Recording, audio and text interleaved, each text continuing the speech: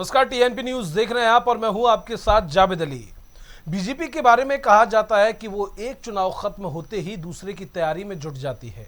UP नगर निकाय चुनाव में बड़ी जीत हासिल करने के साथ ही बीजेपी बिना आराम किए लोकसभा चुनाव 2024 की तैयारियों में जुट गई है। केंद्र में भाजपा सरकार और पीएम नरेंद्र मोदी के कार्यकाल के 9 साल पूरे होने पर 30 मई से पूरे प्रदेश में अभियान और इस कार्यक्रम होंगे। इस जून में पीएम नरेंद्र मोदी की रैलियां भी होंगी।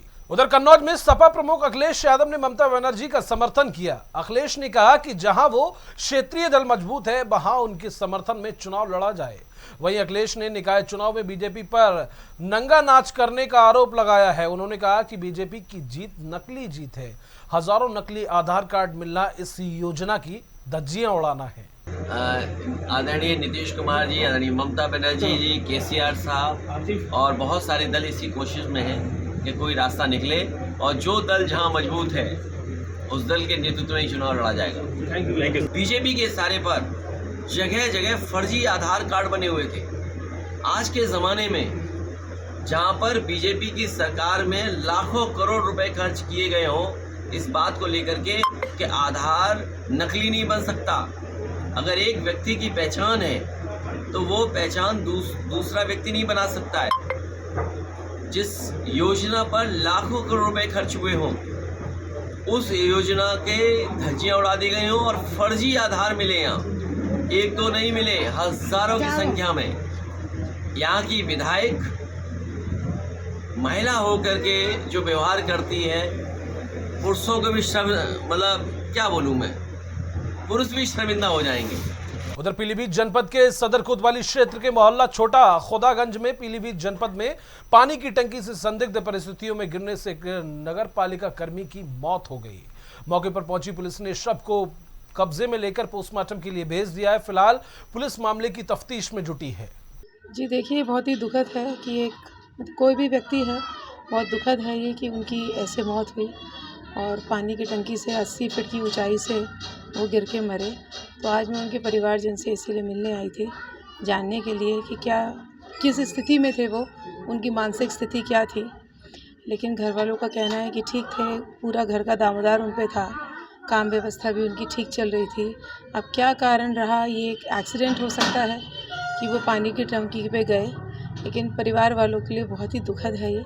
शाहजहांपुर के थाना सदर बाजार की रिंग रोड के कन्हैया हौजरी के गोदाम में ट्रांसपोर्ट मैनेजर की तालिबानी सजा देकर हत्या करने के मामले में पुलिस ने 2 आरोपियों को गिरफ्तार किया। बताया जा रहा है कि बीते 11 अप्रैल को इन दोनों आरोपियों ने अपने मालिक और अपने साथियों के साथ मिलकर ट्रांसपोर्ट मैनेजर को खंबे में बांधकर पीट कर मौत के घाट उतार दिया था। इस मामले में पुलिस पहले ही 6 आरोपियों को गिरफ्तार कर जेल भेज चुकी है। बताया जा रहा है कि कपड़ा चोरी के आरोप में कन्हैया हौजरी के मालिक ने, रिश्तेदारों और कर्मचारियों ने इस घटना को अंजाम दिया था। फिलहाल पुलिस ने दोनों आरोपियों को गिरफ्तार कर जेल भेज दिया है। यहाँ थाना सदर बाजार अंतर्गत कन्हैया हौजरी में एक शिवम जौहरी और अंशुल नामक एक व्यक्ति जो सूरी ट्रांसपोर्ट का कर्मचारी था, उसकी पीट कर निर्मम हत्या कर दी गई थी। इस संदर्भ में मुकदमा पंजीकृत किया गया था और अब तक 6 अभियुक्त गिरफ्तार किए जा चुके थे।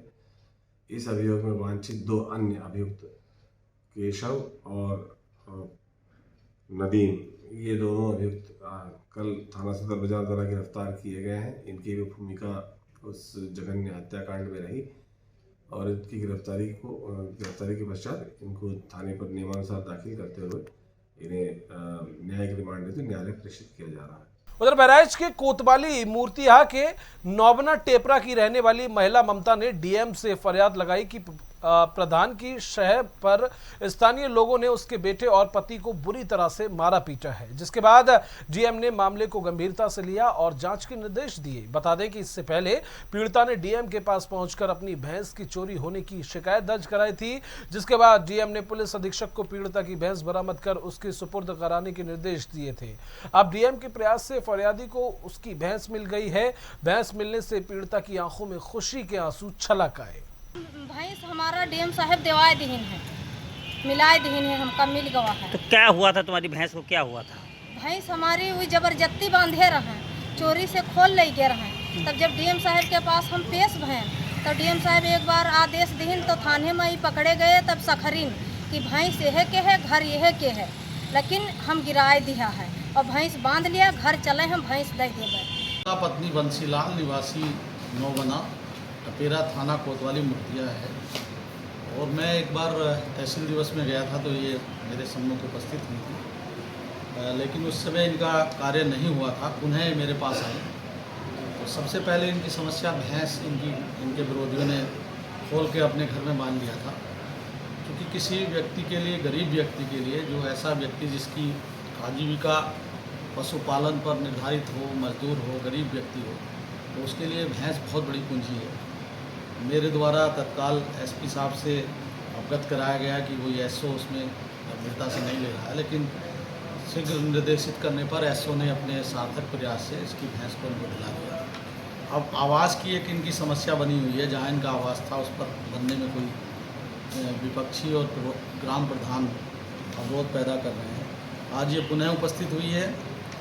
एसडीएम और एसओ मुर्तिया, राजस्व और पुलिस विभाग की टीम आज जाएगी और 3 दिन के अंदर इसका कार्य का निदान करके हमें बताएगी।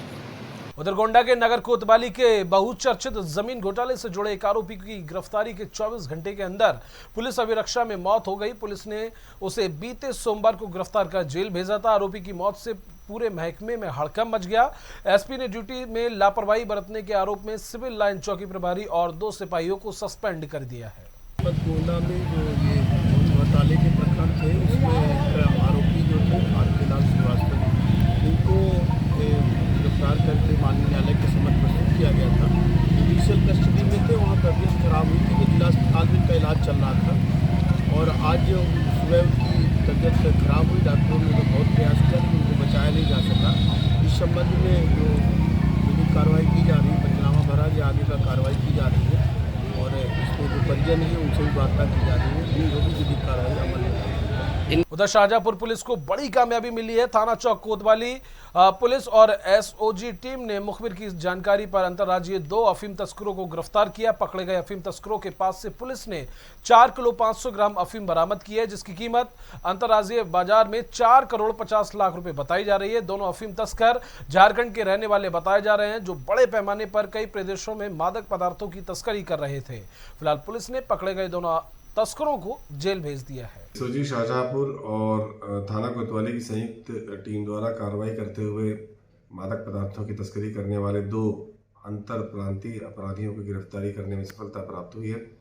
इनके कब्जे से 4.5 किलोग्राम अफीम बरामद हुई है, जिसकी अंतर्राष्ट्रीय कीमत लगभग 4.5 करोड़ रुपए होती है।